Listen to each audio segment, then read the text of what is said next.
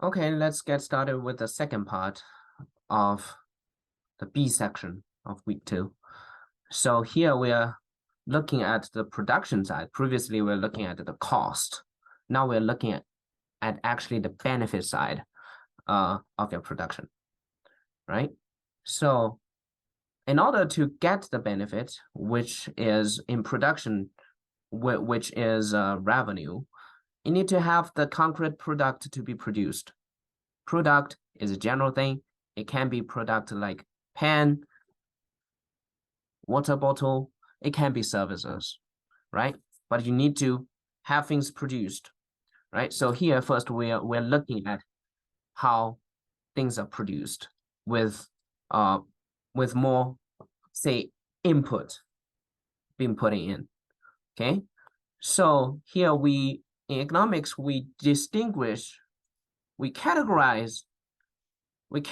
things into two categories. So one is labor, the other is capital. Okay. Labor are just your efforts, but capital includes a lot of things: investment, raw material, facilities, tools, machines, things that you can utilize to help you to support your production. Okay, so here we focus on one thing, which is labor. Say if we can increase the labor, so usually that's what we do. And as you can see, it's more of a short run scenario. Okay, usually in the short run, labor is more easy to vary. It's easy to fire people. It's easy to hire more people, but it may take longer for you to, say, construct a new office building, right? It takes years. So in the short run, that's what we consider labor being variable. Okay, in order to achieve a more, say, ambitious scale of production, right? In order to expand the output, we need more input. We need more people to do that. So here we're using these two measurements to evaluate the efficiency of labor input increased. Okay, one is average product. So product is the synonym of output, right? Output is your product, right? So average product, that is just to evaluate how your output will change per unit of particular input, how your output is per unit of particular input, right? So if we have 5 people produced 20 pens, right, then each people's efficiency on average in producing pen is estimated to be 20/4, which is 5, right? So here the 20, which is total amount of pens produced by this group of people, that is your Q. And labor input, you have 5 people, that's your L. Okay, so 20/5, that's each people can, on average, can produce 4 pens. So that's average output. And the marginal output, marginal product, is to evaluate to which extent your output will increase as the consequence of increasing your input by 1 unit. So here in this case, in this labor case, we are to evaluate how hiring an additional worker will bring to the increase in your output, right?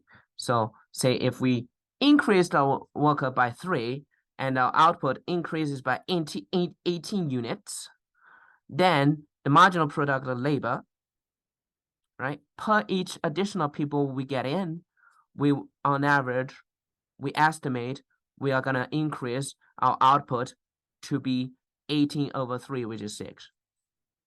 So that's how you do the calculation. Okay, so then we have this table. I'm going to quickly go over this. And I just want to let you know, in my slides, the second page is the answer key. Okay, in case that you need to refer to this. Okay, So two things asked. One is average product of labor, that is Q over L, and marginal product of labor, that is delta Q over delta L. And here, let's look at L, right? It is the increment between two consecutive rows is 1. So in this case, delta L equal to 1, then delta Q is your marginal product. That's how easy it is. Okay, so here, as you can see, the capital is fixed, labor is allowed to vary. So it is more of a short run scenario. In the long run, both are allowed to vary. Say if we give it 50 years, right? 50 years or 100 years period is long enough. In the long run, right? We can increase how many, whatever many units of office area you can be. So the capital is allowed to vary, and in the long run, we have people retire, we have new people coming in. The labor is also allowed to vary. So in production, in the economics context, as we discussed long run and short run, the key thing to discern this, to distinguish these two, is whether there is one or more productive factors that is allowed to vary. If we don't see any fixed ones, then it is a long run. If we see anything that is fixed, in this case, capital is fixed, then it is a short run.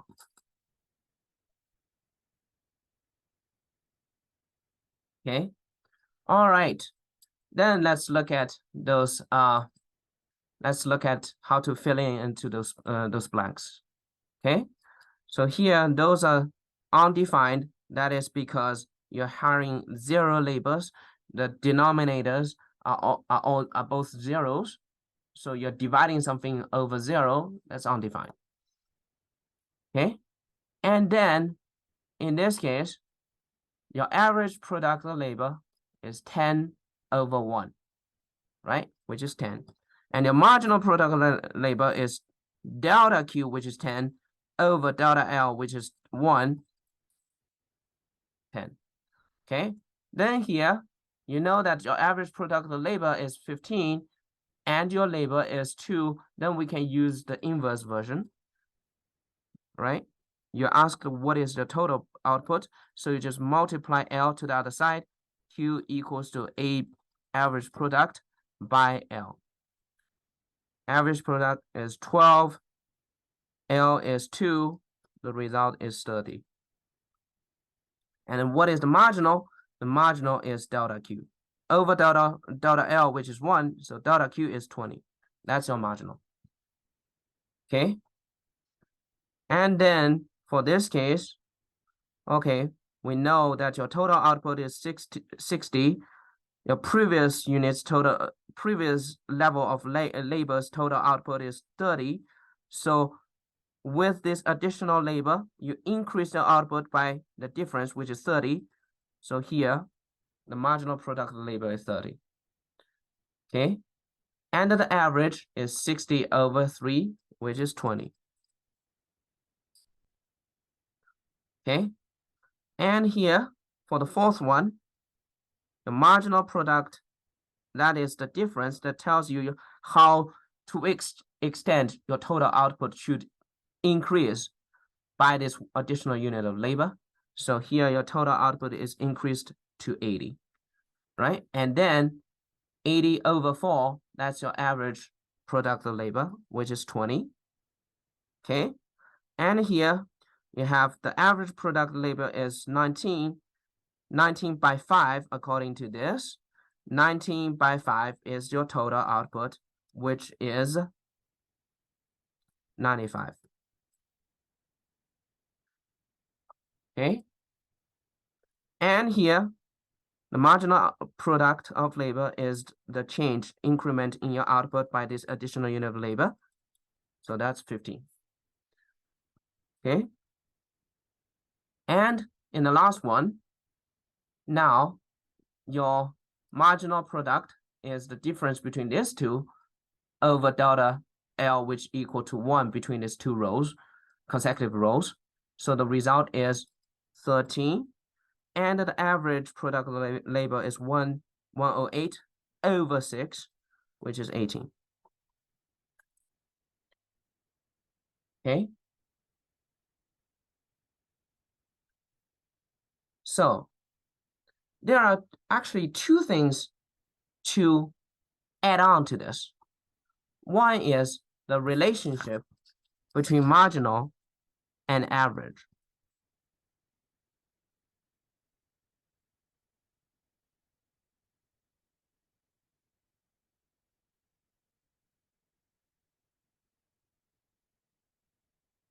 Okay, so here the conclusion is marginal cost is the driving engine.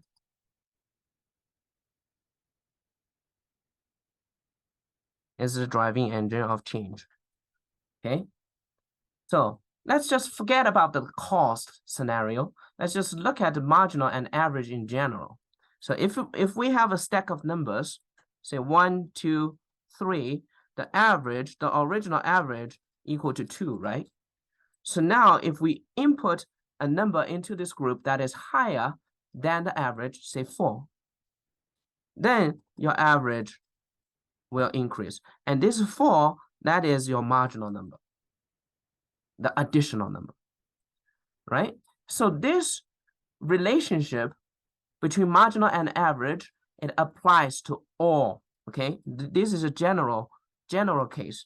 So the case is if marginal is greater than average, average should increase.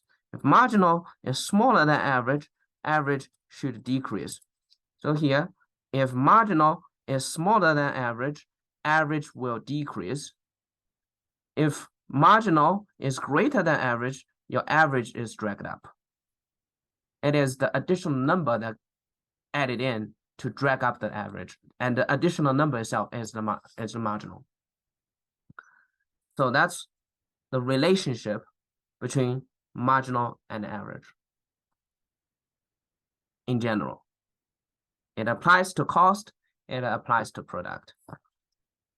So here, as you can see, if marginal is greater than average, then your average is dragged up, right? 20 is higher than 15, then the next unit, your average is going up, right? 30 is higher than 20, then it's roughly there. It should have been dragged up, but actually 20 and 30, they are dragging up the trend.